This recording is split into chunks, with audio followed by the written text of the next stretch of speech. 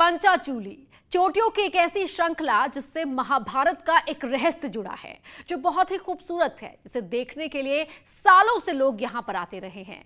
लेकिन सड़क खराब होने की वजह से यहां लोग कम पहुंचते थे। लेकिन सड़क बन जाने के बाद दारमा घाटी की दिव्य यात्रा पर हमारी टीम निकली। कहते हैं कि पंचाचूली के रास्ते से पांडव स्वर्ग गए थे।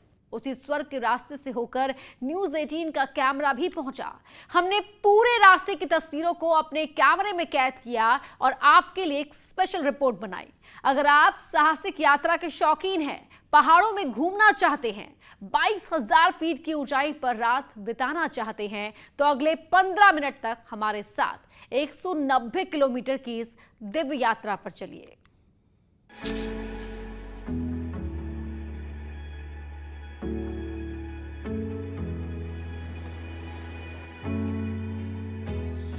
पंचाचूली, जहां चांदी की तरह चमकती हैं पर्वत की चोटियां, लेकिन जब सूर्य की किरणें टकराती हैं तो मानो पंचाचूली सुनहरी ओढ़नी ओढ़ लेती है। क्या आप कभी पंचाचूली बेस कैंप गए हैं?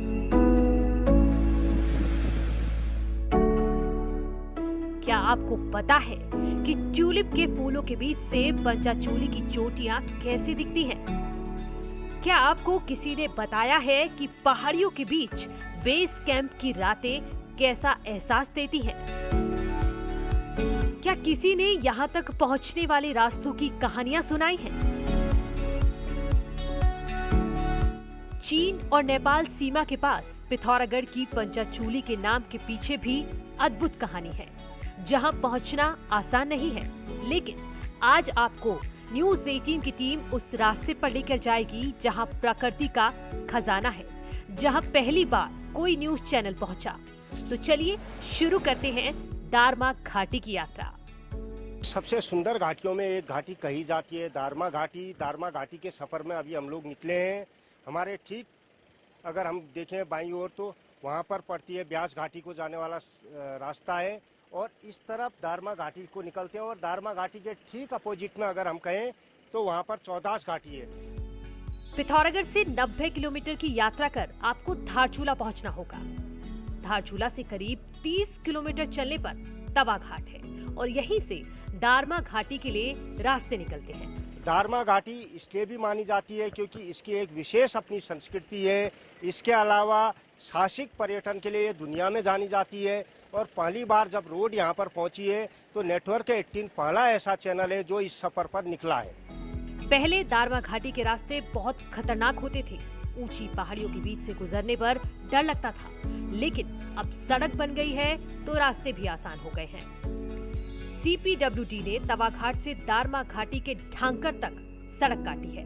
धारचूला से दारमा घाटी तक पहुंचने के लिए 80 किलोमीटर का सफर धौली नदी के किनारे गुजरता है और इसी रास्ते पर धौली गंगा जल विद्युत परियोजना का बांध पड़ता है।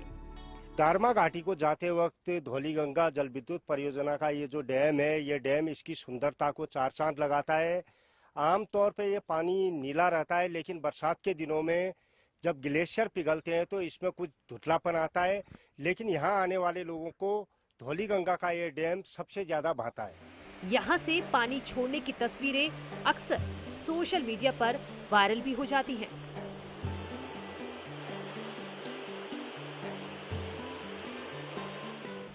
डैम को देखने के बाद हम किन्ने ज्योति की ओर आगे बढ़े। तवा घाट से किन्ने ज्योति की दूरी 15 किलोमीटर है।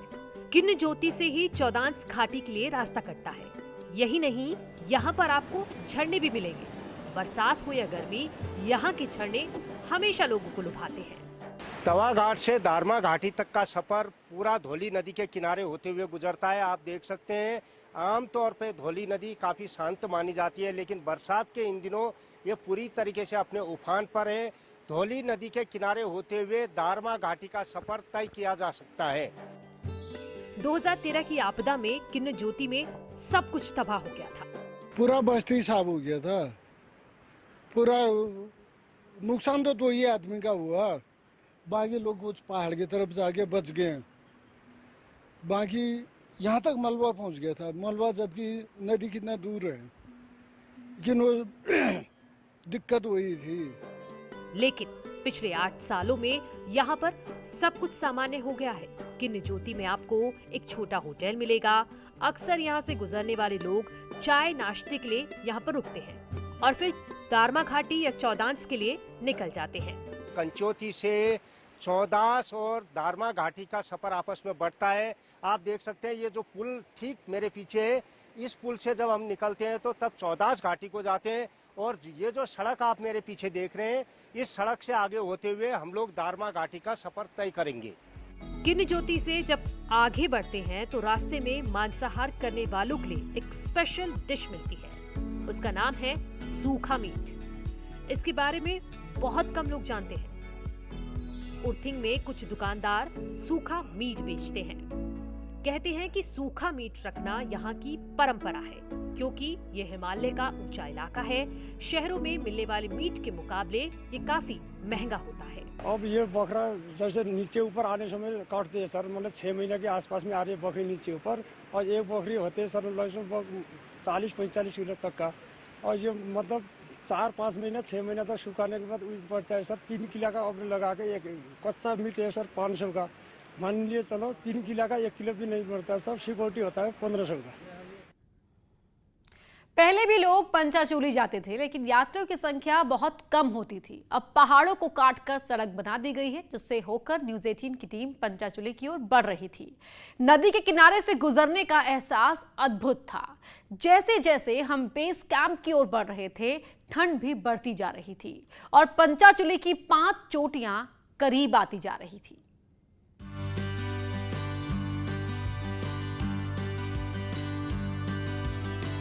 टीवी के इतिहास में दारमा घाटी की इस सड़क पर पहली बार न्यूज़ 18 की टीम जा रही थी और इस रास्ते की तस्वीरों के साथ कहानियों को आप तक पहुंचाने की कोशिश में जुटी थी।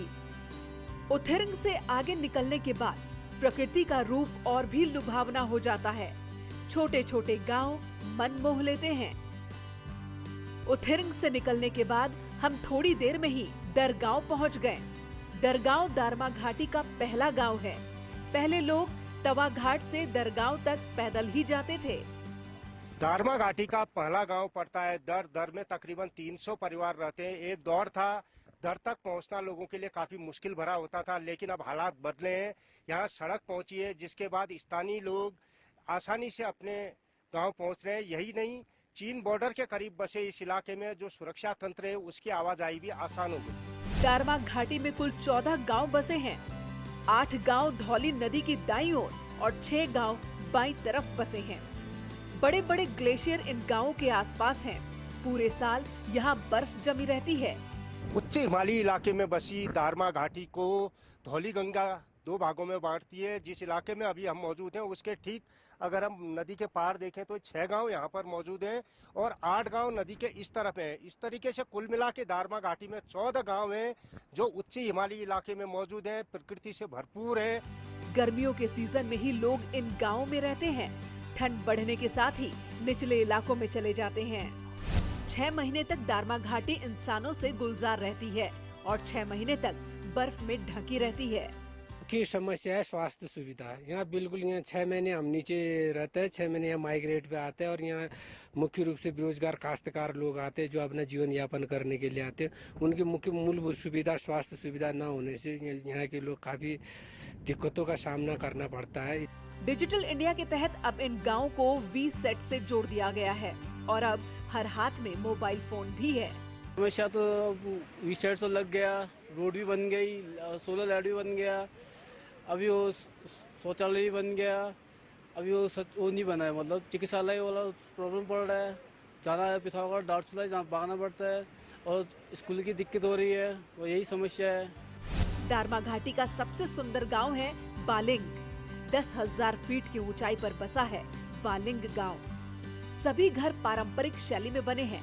इसी गांव में एक विशालकाय पत्थर भी मौजूद है। स्थानीय लोगों का मानना है कि ये पत्थर संजीवनी पत्थर है। मान्यता है कि जब भगवान हनुमान संजीवनी पत्थर लेकर जा रहे थे तो उसका एक टुकड़ा बालिंग गांव में गिर गया था। जो हमारे बुजुर्ग कहते थे कि जो संजीवनी बूटी जो हनुमान जी ले गए थे सर, वो तो उनका एक टुकड़ा यहाँ पर गिर गया था, तो उस गांव में, ये इस गांव ग्राम सभा बालिंग में है सर वो जी। पंचाचूली यात्रा में दुगतु गांव अहम पड़ाव है। दुगतु गांव में 100 से अधिक परिवार रहते हैं। दुगतु गांव से ही पंचाचूली बेस कैंप तक का पैदल सफर शुरू होता है। दुगतु के करीब ही बसा है दांतू गांव। दांतू गांव इस घाटी का सबसे ऐतिहासिक गांव है। जसूली देवी के नाम से दांतू गांव की पहचान है। 170 साल पहले जसूली देवी दारमा घाटी की सबसे धनी महिला हुआ करती थी।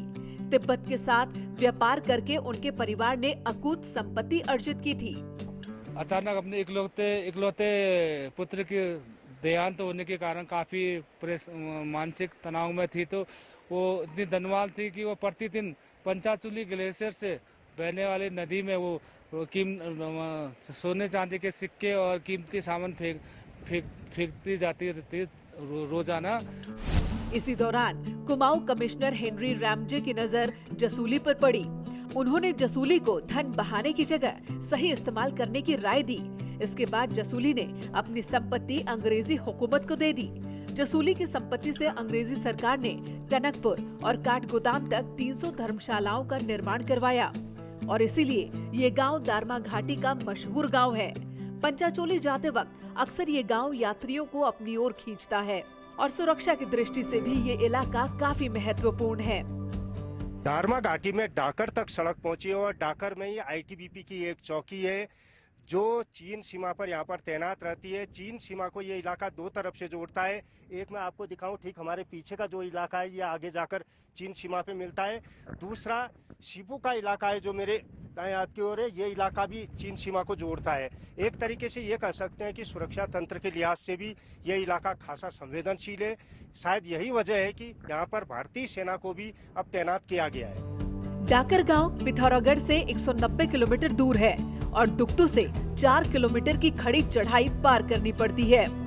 दुगतु गांव से 4 किलोमीटर की कठिन यात्रा के बाद पंचाचूली बेस कैंप आता है, जहां पर कुमाऊं मंडल विकास निगम ने 5 हट बनाए हैं, जिसमें सैलानी रात गुजारते हैं। इस हट में एक बेड का किराया 1500 रुपए से ज्यादा है, लेकिन यहाँ की रात इतनी अद्भुत होती है कि पैसे कोई मायने नहीं रखते।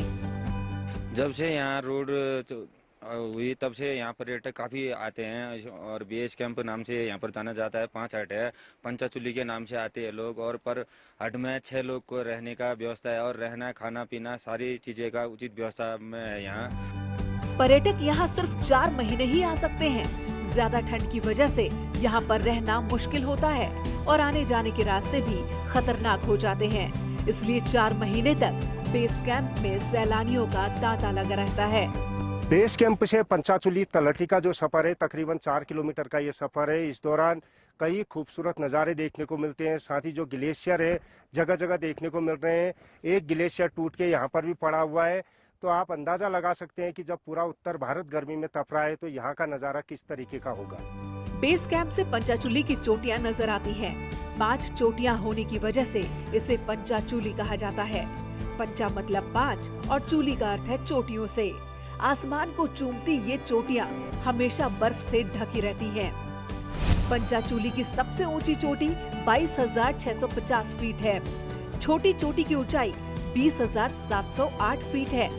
कहा जाता है कि पांडव जब स्वर्ग जा रहे थे तो इन्हीं चोटियों में उन्होंने अंतिम बार भोजन बनाया था। इसलिए ये चोटियां 5 पांडव अर्जुन, भीम, नकुल और सहदेव की प्रतीक हैं। बहुत ही अच्छा मेरे लिए एक अनुभव है और मैं पहली बार दारमा वैली में आया हूँ और यहाँ की वैली देख के वाकई मन बिल्कुल प्रफुल्लित सा हो उठा है कि ऐसी वैली मैंने पहले कभी देखी भी नहीं है। और अच्छा होता अगर आज बादल नहीं लगते और हम ये देख भी लेते।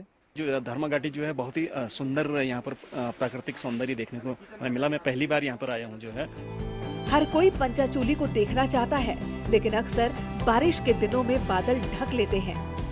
लेकिन जब सूरज की रोशनी पड़ती है तो ये 5 चोटियां चमकने लगती हैं। अभी हम लोग मौजूद हैं पंचाचूली के बेस कैंप में। तकरीबन 12,000 फीट की हाइट पे ये मौजूद है।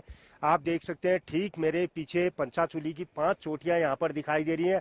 हालांकि आज मौसम का मिजाज थोड़ा अलग है, कुछ बादल पंचाचूली की ओर छाए हुए हैं, जिस कारण बहुत साफ साफ ये चोटियां नहीं दिख रही हैं। बावजूद इसके ये जो नज़ारा है अद्भुत है। लोग इसको देखने के लिए देश दुनिया के कोने कोने से यहाँ पहुँचते हैं और ये जो पंचाचूली का सौंदर्य है ये साहसिक पर्यटकों को भी अपनी ओर आकर्षित करता है।